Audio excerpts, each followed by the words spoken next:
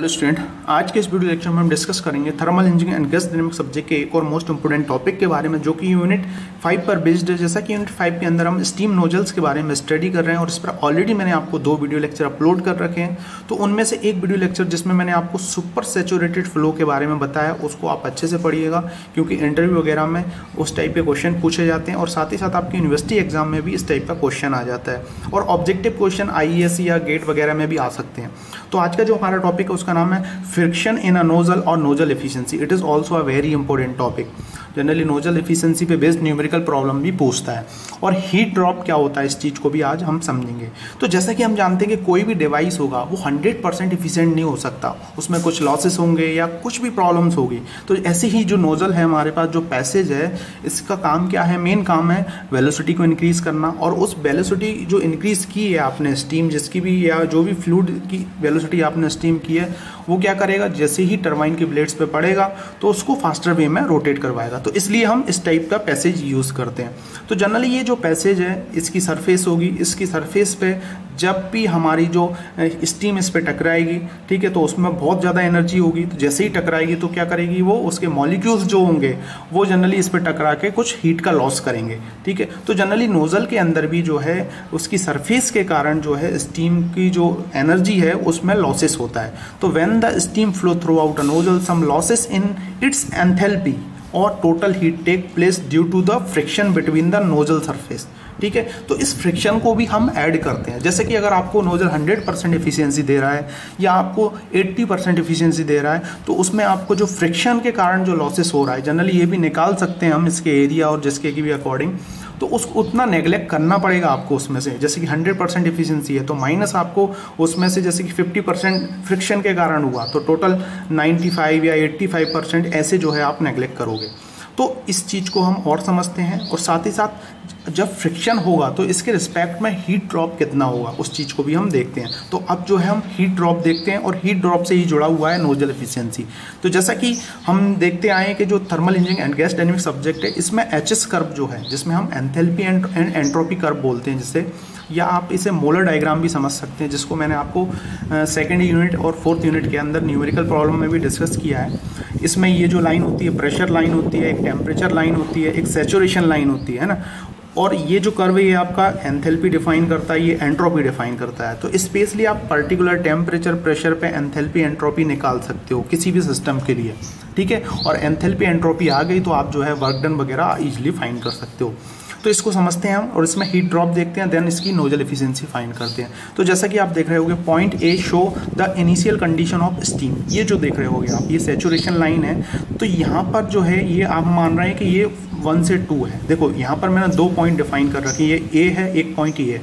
तो ये super heated reason वाला है, ये आपका सैचुरेटेड रीजन वाला है। तो आप ड्राई सैचुरेटेड स्टीम भी ले सकते हो, सुपर हीटेड भी स्टीम ले सकते हो। सुपर हीटेड मतलब उसमें आपने टेम्परेचर बढ़ाया, उसकी एनर्जी बढ़ा दी, ठीक है, फ्लो की एनर्जी बढ़ा दी। और यहाँ पर ड्राई सैचुरेटेड स्टीम है। तो यहाँ पर मैं एक इस पॉइंट की बात कर रहा हूँ, ठीक है। तो हमारा जो है ये 1 पॉइंट से यहाँ से ये ड्राई सैचुरेटेड स्टीम एंटर होगी, ठीक है, नोजल के अंदर। तो नोजल के अंदर एंटर होगी तो नोजल फिर 2 तक जाएगी, है ना, नीचे तक आएगी, ये 2 तक मान लेते हैं हम, यहाँ तक आएगी, यहाँ से यहाँ तक पूरा ये काम हो रहा है, ठीक है। और इसके बाद में जैसे ही निकलेगी तो ये वेट रीजन में आ जाएगी, ठीक है। It is a point where the saturation line meet the initial pressure P1। तो ये A1 पे पॉइंट पे आपका P1 ये प्रेशर है, यहाँ पे मिल रहा है, ठीक है। The vertical line through A to meet the final pressure. ये जो वर्टिकल लाइन आप देख रहे होगे, इसे हम आइसेंट्रोपिक एक्सपांसन प्रोसेस भी आप बोल सकते हैं इसकी नोजल की। तो ये जो P2 लाइन है, ये जो है आपकी फाइनल लाइन है ना, और इसे वर्टिकल लाइन से हमने डिनोट किया। This is done as the flow through out the nozzle in isentropic. ये जो फ्लो हो रहा है इसको हम बोलेंगे आइसेंट्रोपिक फ्लो हो रहा है, किसमें? नोजल के अंदर। Which is express bye a vertical line AB, जिसे हम AB लाइन से एक्सप्रेस कर रहे हैं। द हीट ड्रॉप, अब इसमें अगर आप हीट ड्रॉप देखो रियल में 1 से 2 हीट ड्रॉप होगा, मतलब H1 H2। तो H1 ये और H2 टोटल हीट ड्रॉप यही हुआ ना, इसे हम बोलते हैं आइसेंट्रोपिक हीट ड्रॉप, ठीक है। आइसेंट्रोपिक हीट ड्रॉप इसको बोला जाता है, H1 और H2, A के रिस्पेक्ट में H1, B के रिस्पेक्ट में H2।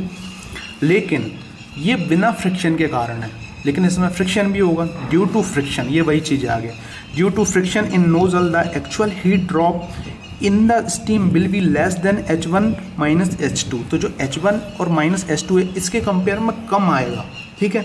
Late this heat drop be show as AC instead of AB। तो जो AB हमारा आना चाहिए था, रियल जो था हमारा, जो रियल में जो आइसेंट्रोपिक आपका जो फ्लो था पूरा, ठीक है, जो हीट ड्रॉप था वो पूरा आइसेंट्रोपिक था, लेकिन इतना नहीं आ रहा है। AB की जगह हम AC तक ही लेंगे। क्यों? क्योंकि फ्रिक्शन के कारण जो है उसमें हीट ड्रॉप कम हो जाएगा। As the expansion of steam and at the pressure P2, जब एक्सपांसन जो ऑफ स्टीम P2 पर जाएगा, ये लास्ट में आएगा, therefore final condition of steam is obtain by horizontal line throughout C to meet the final pressure P2 और line AB dash is known as the adiabatic expansion. ठीक है, तो जैसे कि हम देख रहे हैं यहाँ पर ये जो C पॉइंट आ रहा है ये AB होना चाहिए था, लेकिन फ्रिक्शन के कारण जो है हमें पहले ही हीट ड्रॉप मिल जाएगा। देखो 100% था पूरा, लेकिन माना कि ये 20% लॉस हो गया, तो 20% पहले ही हमें यहाँ पर जो है ये हीट ड्रॉप बनेगा। तो ये जो है आपका ये यूज़फुल हीट ड्रॉप होगा। और इसके रिस्पेक्ट में हम ये जो पॉइंट लेंगे, सेम प्रेशर है, ये सेम प्रेशर लाइन पे C के पॉइंट के रिस्पेक्ट में अगर प्रेशर ड्रॉ करोगे तो ये जो लाइन होगी इसे हम बोलेंगे एडियाबैटिक एक्सपांसन, है ना। एडियाबैटिकली एक्सपांसन प्रोसेस हो रहा है। ठीक है, तो होप आपको इतना समझ में आ गया होगा। कुछ नहीं है, हम हीट ड्रॉप देख रहे हैं ड्यू टू फ्रिक्शन। फ्रिक्शन के कारण हीट ड्रॉप चेंज हो जाता है, क्योंकि उतना जो है हमें नेगलेक्ट करना पड़ेगा। अब इसको और समझते हैं। Now the actual expansion of steam in the nozzle is express by the curve AB dash instant of AB। तो जैसा कि हमने यहाँ पर देखा, ये जो AB है, AB की जगह हमने AB डैश ले लिया। The actual heat drop H1 - H3 is known as the useful heat drop. तो यही जो है हमारा यूजफुल हीट ड्रॉप होगा। देखो ये H1 और H3 इतना होना चाहिए था, लेकिन इतना फ्रिक्शन के कारण नेगलेक्ट हो गया, तो ये यूजफुल हीट ड्रॉप है। ठीक है, तो इसी के रिस्पेक्ट में जो है हम नोजल की एफिशिएंसी को डिफाइन करते हैं। Now the coefficient of nozzle और नोजल एफिशिएंसी K, जिससे हम डिनोट करते हैं, is define as ratio of useful heat drop to the isentropic heat drop. तो आइसेंट्रोपिक हीट ड्रॉप AB और यूजफुल हीट ड्रॉप AC, है ना। तो बाकी बचा इनमें माइनस में, तो ये फ्रिक्शन के कारण नेगलेक्ट हो गया। तो K इक्वल टू होता है आपका useful heat drop upon isentropic heat drop. ठीक है, इसको AC लिख रहे हैं हम, इसको AB लिख रहे हैं, तो ये हो जाएगा आपका H1 - H3 H1 - H2। इससे हम जो है नोजल की एफिशिएंसी निकाल सकते हैं। अगर आपको पर्टिकुलर प्रेशर पे, पर्टिकुलर टेम्परेचर पे H1 H3 H1 H2 की वैल्यू है, तो you can find out nozzle efficiency easily. ठीक है, ऐसे ही हम सुपर हीटेड रीजन जो है, ये सुपर हीटेड रीजन है PQ होना चाहिए पूरा, लेकिन पहले ही हमें हीट ड्रॉप मिल गया ड्यू टू फ्रिक्शन लॉसेस, तो इसे हम इस टाइप से लिख सकते हैं, K इक्वल टू PR/PQ। ये क्या है आपका सुपर हीटेड रीजन के रिस्पेक्ट में आप निकल सकते हो। तो ऐसे ही जितने भी सिस्टम्स होते हैं वो 100% एफिशिएंट नहीं होते, उनमें कुछ लॉसेस होते हैं, उन लॉसेस को हमको ऐड करना पड़ता है, फिर जाके हम टोटल एफिशिएंसी निकालते हैं। तो रिजल्ट में in general if 50% of the heat drop in the lost of in friction then the efficiency of the nozzle is equal to, देखो 100% थी, 15% हमने माइनस कर दी, तो 85% बची, जो कि 0.85 जो है इसकी इफिशियंसी हो जाएगी टोटल। तो इस टाइप से जो है हम हीट लॉसेस को ऐड करते हैं सिस्टम के अंदर और उसकी इफिशियंसी को डिफाइन करते हैं। तो होप आपको ये वीडियो लेक्चर समझ में आ गया होगा।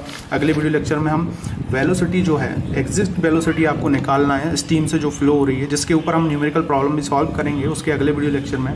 तो अगले वीडियो लेक्चर में मैं वही चीज़ बताऊँगा आपको कि वेलोसिटी ऑफ एग्जिस्ट जो हम बोलते हैं, पर्टिकुलर सेक्शन के लिए आपको एग्जिस्ट वेलोसिटी निकालना है, तो कैसे उसका फॉर्मूला या डेरिवेशन निकालेंगे। तो thank you for watching this video lecture. मिलते हैं नेक्स्ट वीडियो लेक्चर में और इस यूट्यूब लेक्चर को देखते रहिए।